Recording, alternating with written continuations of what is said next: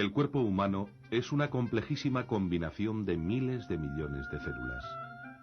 Unas constituyen el pelo, otras la piel, otras el sistema nervioso. Cada una cumple su papel en el organismo. Pero todas tienen algo en común. En su interior portan el ADN, que contiene toda la información genética de esa persona. Esa información se mantiene intacta y completa en cada una de las células del cuerpo, excepto en un caso muy concreto.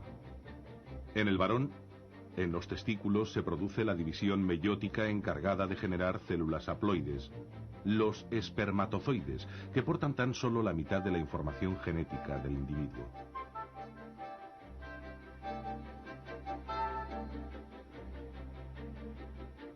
El objetivo de estas células es la fecundación.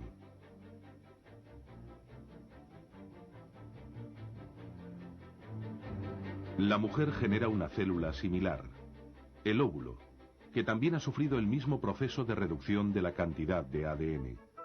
El óvulo, como el espermatozoide, es la única célula del cuerpo de la mujer que porta solo la mitad de la información genética de esa persona. Esta célula, como en el caso del espermatozoide, cobrará sentido en el momento de la fecundación.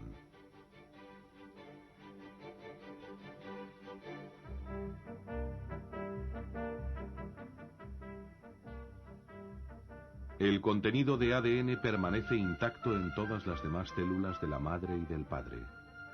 En ella vienen grabadas todas las características físicas del individuo, desde el grupo sanguíneo hasta el color de los ojos.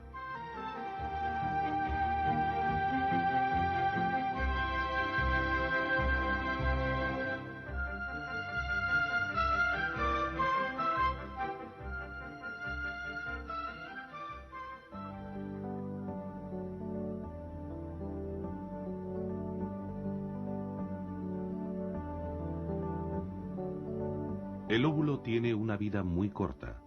Si no es fecundado, se mantiene vivo tan solo 24 horas después de la ovulación. Durante ese tiempo desciende lentamente por la trompa de Falopio hacia el útero. Sucede lo mismo con los espermatozoides.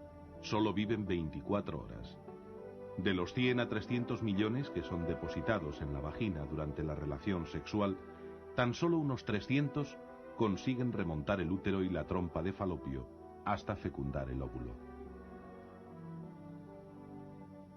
Inmediatamente este se volverá impenetrable para otros espermatozoides.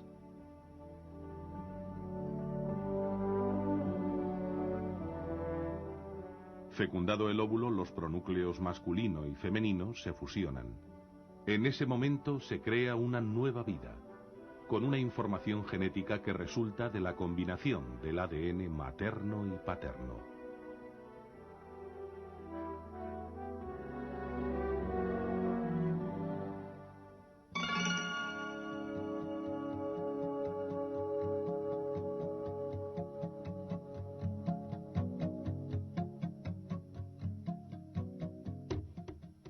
Desde el momento de la fecundación, la madre es portadora de un nuevo ser, con una carga genética nueva y completa. Entre esa información genética está el sexo del nuevo individuo. El cigoto así formado se divide y se inicia la segmentación del mismo, multiplicándose el número de células.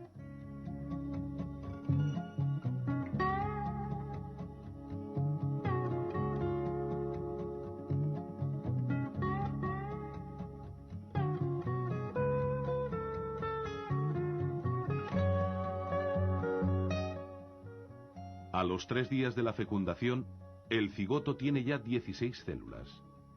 Al llegar a la cavidad uterina, las del interior se agrupan. Ellas generarán el embrión. De las células exteriores derivará la placenta. El cigoto pasa entonces a llamarse blastocisto. El útero de la madre espera la llegada del blastocisto en las condiciones adecuadas para su anidación.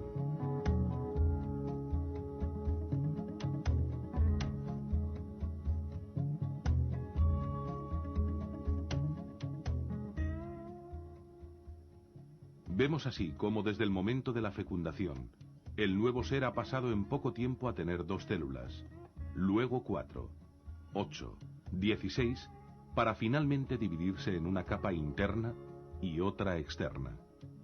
De la interna surgirá el embrión, de la externa derivará la placenta, a partir del momento de la anidación.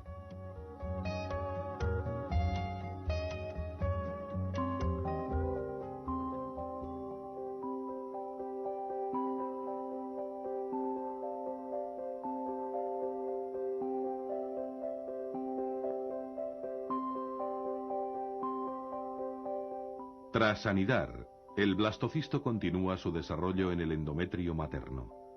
Veremos ahora el motivo por el que el blastocisto se había diferenciado en una capa externa llamada trofoblasto y una interna denominada embrioblasto.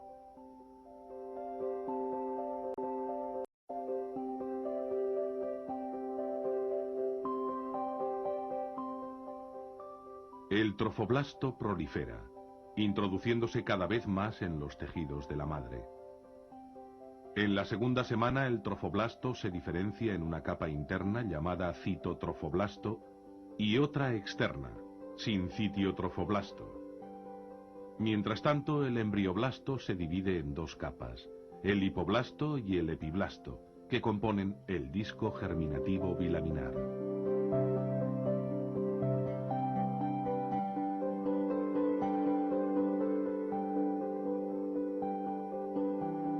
El rápido crecimiento de las capas externas crea 2 cavidades en torno al embrioblasto. Estas cavidades van a rodear y proteger desde ahora hasta el momento del parto al nuevo ser, que se encuentra rodeado por el líquido amniótico contenido en su cavidad.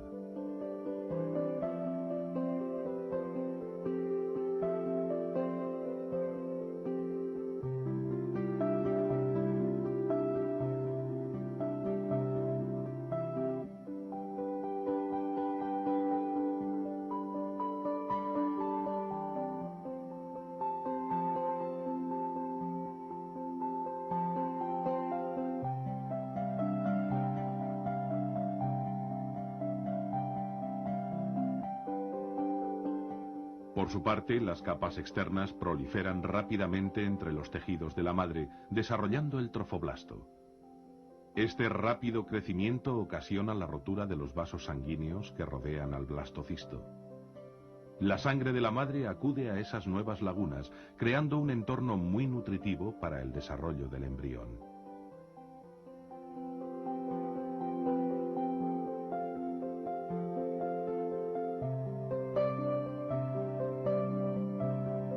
El crecimiento del disco germinativo es lento en comparación con el del trofoblasto. Al final de esta semana, el disco germinativo se encuentra entre 2 cavidades, sujeta por el pedículo de fijación dentro de la cavidad coriónica. Este pedículo será luego el cordón umbilical. El trofoblasto comienza a desarrollar las vellosidades necesarias para que se inicie la circulación uteroplacentaria.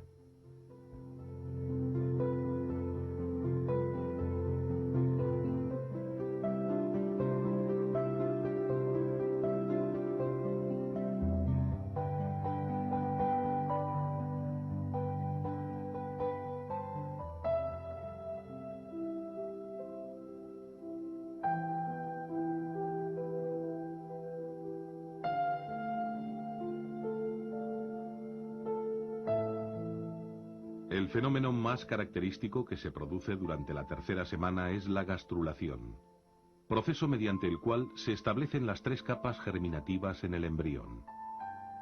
Así comienza a surgir una nueva capa celular entre las que componían el disco bilaminar. Se forman entonces el ectodermo, mesodermo y endodermo, de los que se diferenciarán los tejidos y órganos del embrión. La gastrulación comienza con la formación de la línea primitiva en la superficie del epiblasto. El disco embrionario, en un principio aplanado y casi redondo, poco a poco se alarga y se ensancha en el extremo cefálico. Al final de esta tercera semana, el embrión mide poco más de 1 milímetro. El trofoblasto prolifera, avanzando rápidamente, y lo que antes eran pequeñas vellosidades, ahora se convierten al proliferar y ramificarse en el corión frondoso, que dará lugar a los cotiledones placentarios. La sangre materna riega todo este sistema, necesario para alimentar el desarrollo embrionario.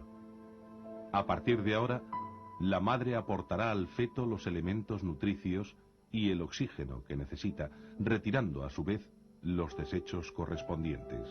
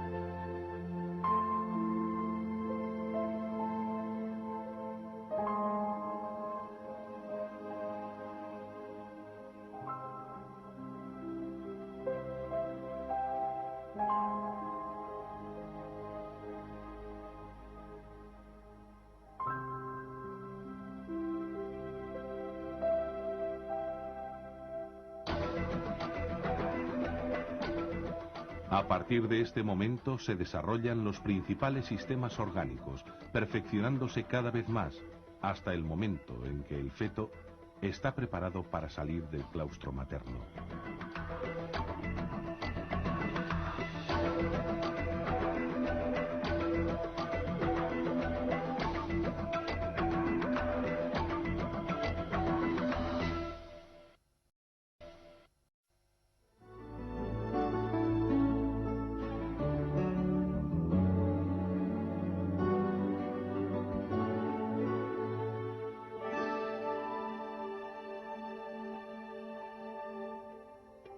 Desde el momento de la fecundación se han sucedido una serie de acontecimientos que desembocan al final de la tercera semana en el desarrollo del disco germinativo trilaminar. Ese disco, como habíamos visto, consta de 3 capas de las que ahora derivarán todos los tejidos y órganos específicos. A esta etapa, que ahora comienza, se le denomina periodo embrionario. Le seguirá luego el periodo fetal. Al final de esta última etapa, el feto estará listo para salir del claustro materno.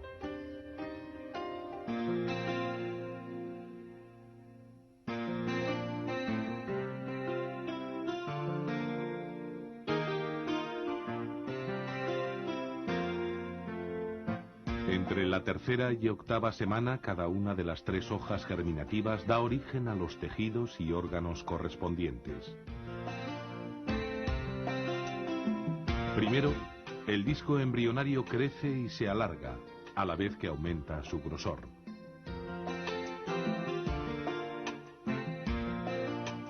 Se forma así la placa neural, a partir de la cual se irá desarrollando la cabeza del embrión.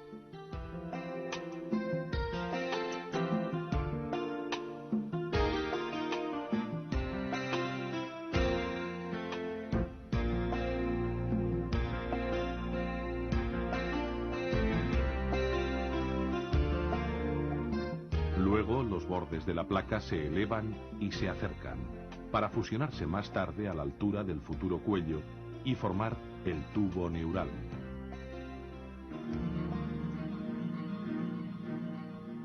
El proceso se completa al acabar de cerrarse el tubo neural, formando la médula espinal y las vesículas cerebrales.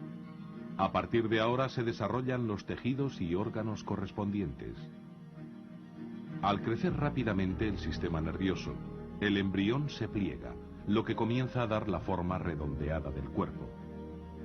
Este fenómeno rodea a la capa interna, el endodermo, en la que se genera todo el tracto gastrointestinal, el aparato respiratorio y urogenital, el hígado y el páncreas, además de otros tejidos y órganos. Esta etapa es fundamental para el desarrollo correcto del embrión y al mismo tiempo la más sensible a la producción de defectos estructurales. Como consecuencia de la formación de órganos al final de la octava semana, han aparecido ya los principales rasgos del cuerpo humano.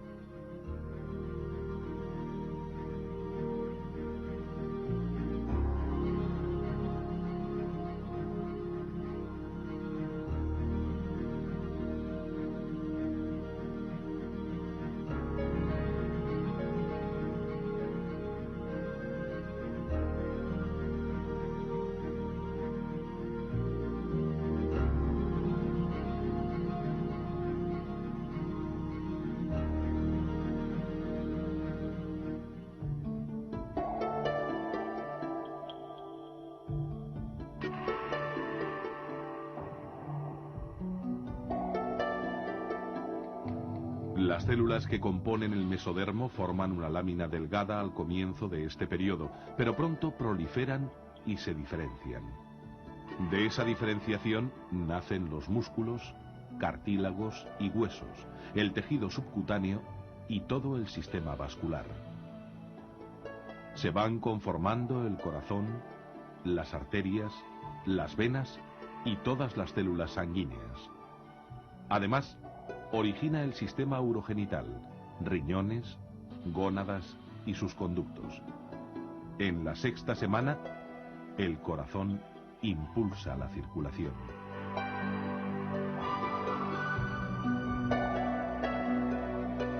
Se acelera el crecimiento del embrión. Entre las semanas séptima y octava, alcanza los 25 milímetros de longitud.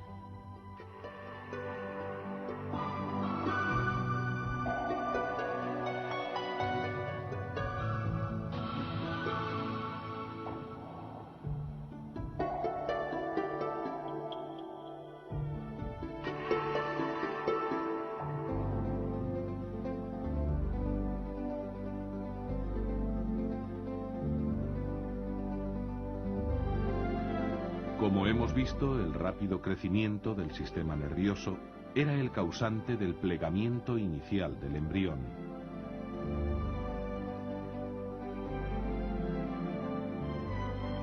Los derivados del ectodermo son los órganos y estructuras que mantendrán el contacto con el mundo exterior. El sistema nervioso central, el periférico, la piel, el pelo, las uñas y los órganos sensoriales, oído, nariz y ojos. El día 30 se pueden diferenciar ya las piernas y los brazos. La cara comienza a formarse. El día 38 surgen los dedos de las manos y de los pies. Al final de la séptima semana de desarrollo, el embrión tiene ya conformada su estructura y aparecen los primeros reflejos a estímulos del exterior.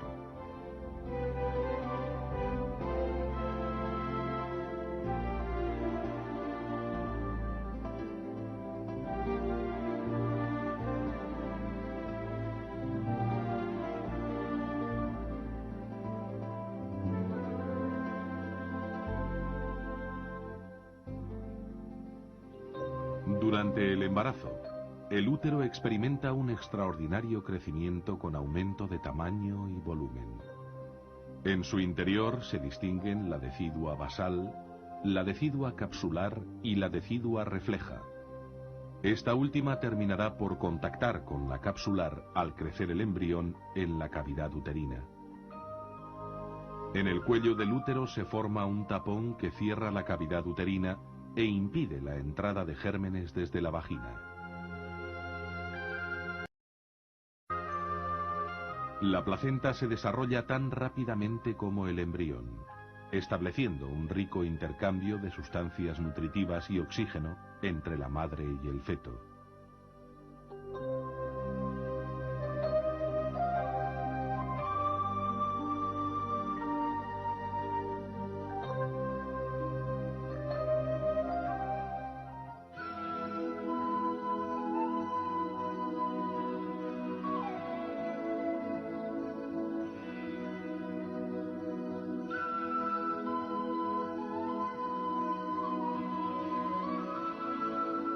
El periodo fetal se extiende desde la 9ª semana hasta la fecha del parto.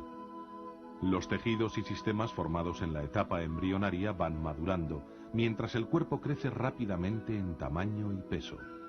El crecimiento es especialmente rápido en los meses tercero, cuarto y quinto.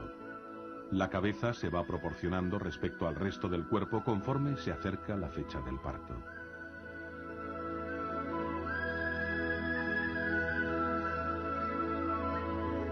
La ecografía nos permite ver las fases del desarrollo embrionario y fetal. Ya en la octava semana reacciona a estímulos exteriores. En esa semana tiene lugar también la diferenciación sexual. En la 10ª semana el feto pesa entre 15 y 25 gramos y es capaz de abrir y cerrar la boca. En la 13ª semana surge el reflejo de succión. Los ojos y las orejas se sitúan en su posición definitiva. Más tarde, las extremidades alcanzan su longitud relativa en comparación con el resto del cuerpo. Los movimientos del feto no son todavía percibidos por la madre.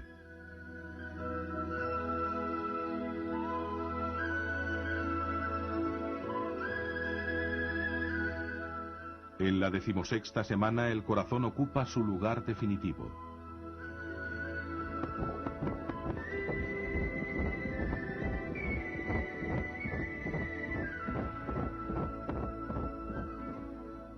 Poco después, el feto desarrolla rápidamente los sentidos. Pesa ya unos 450 gramos y sus movimientos pueden ser percibidos claramente por la madre. A partir de entonces, el feto se limita a crecer y prepararse para su salida al exterior. El contorno corporal se redondea debido al depósito de grasa subcutánea que va a proteger al recién nacido. Con 28 semanas de edad, el feto podría sobrevivir fuera de la madre.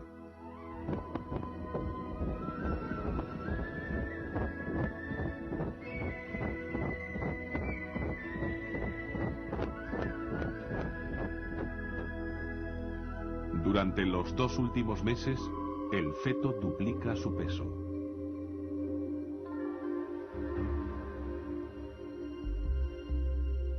Cuando se cumplan 280 días desde la última regla, la gestación se habrá completado y llegará el momento del parto.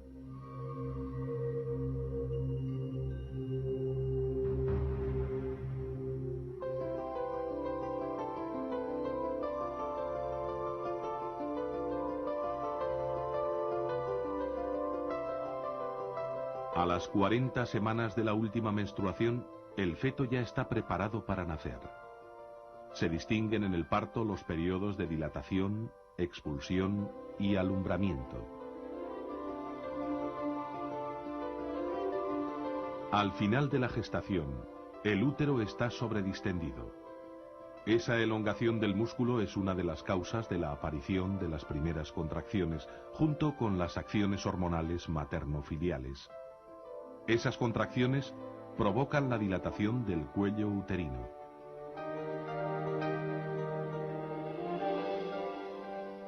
Se dice que esa dilatación es completa cuando alcanza los 10 centímetros de diámetro.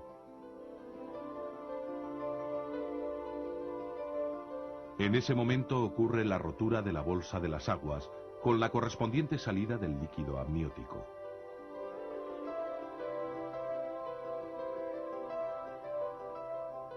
Producida la rotura de la bolsa de las aguas, las contracciones cesan por un momento hasta que el útero se adapta a la nueva situación.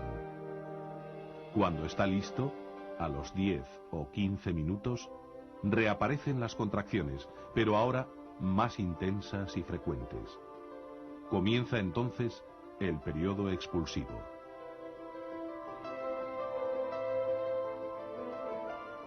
En este momento, la madre, a la vez que siente las contracciones, siente también la necesidad de empujar con la pared abdominal.